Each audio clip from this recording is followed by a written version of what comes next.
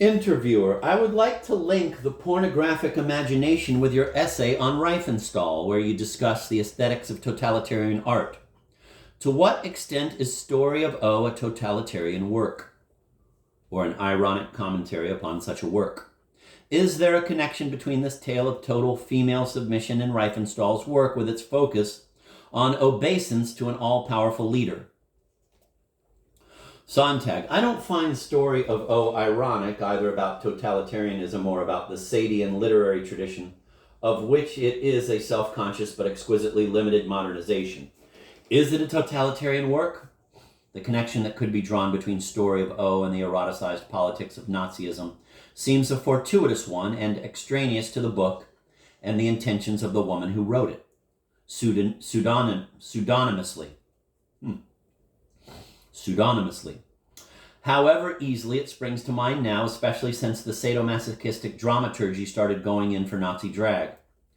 And there is still another difference worth noting, the one between the eroticism of a political event, real or, say, in a film, and the eroticism of a private life, real or fictional.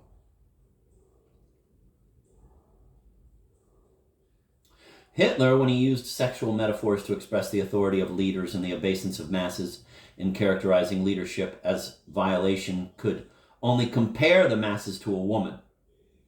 But O is one woman, and the book is about an individual's salvation through the erotic, which is profoundly anti-political, as all forms of mysticism and neo-mysticism are.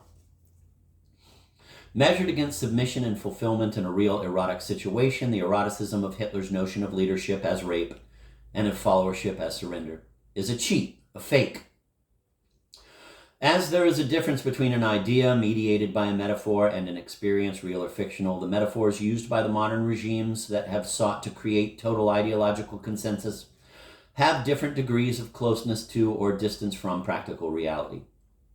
In the communist view of how leaders lead masses, the metaphor is one not of sexual domination, but of teachership.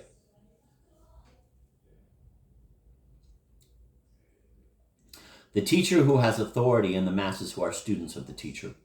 Although this metaphor makes Maoist rhetoric very attractive, almost as attractive as Nazi rhetoric is repellent, its result is probably a much more total system of control over minds and bodies. While the eroticized politics of fascism is, after all, a pseudo-eroticism, the pedagogic politics of communism is a real and effective process of teaching. Interviewer, in 1965 you wrote an essay on science fiction films called The Imagination of Disaster. Have you reflected about science fiction since then? For example, about the idea of intelligence proposed in Arthur Clarke's Childhood's End. Can you make a connection between the imagination of disaster and the pornographic imagination, and between leaders and followers and fascist aesthetics? Sontag. That essay, among others, could be seen as one phase of an argument about modes of authoritarian feeling and perception. And the argument isn't only to be found in my essays. For instance, Duet for Cannibals and Brother Carl, the two films I made in Sweden, and two recent stories, Old Complaints Revisited and Dr. Jekyll, are fictional treatments of the private lives of leaders and followers.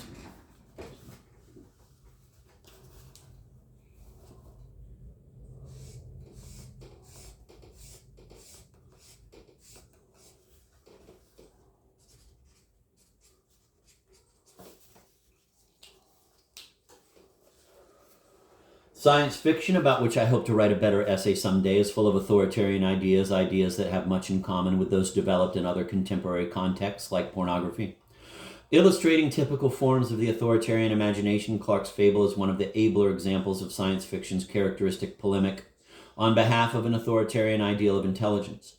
The romantic protest against the assassin mind, a leading theme of art and thought since the early 19th century, gradually became a self-fulfilling prophecy as, in the 20th century, technocratic, purely instrumental ideas of the mind took over, which made intelligence seem hopelessly inadequate to a social and psychological disorder experienced as more menacing than ever.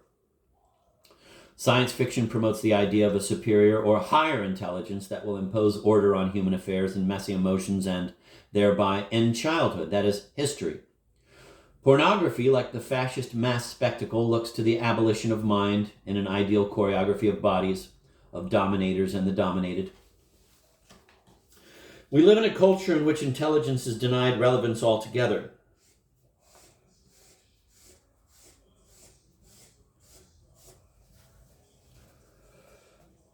In a search for radical innocence, or is defended as an instrument of authority and repression.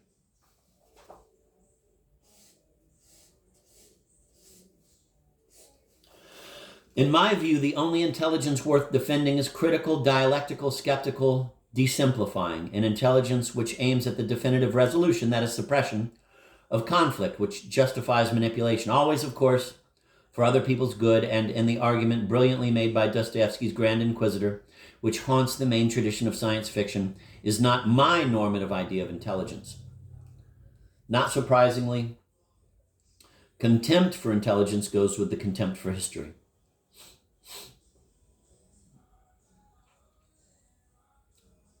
And history is, yes, tragic, but I'm not able to support any idea of intelligence which aims at bringing history to an end,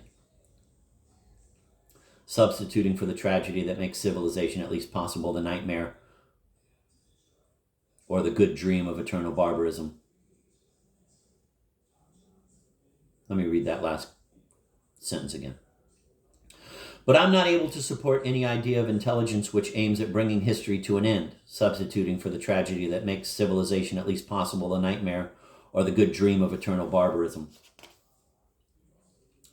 I am assuming that the defense of civilization implies the defense of an intelligence that is not authoritarian.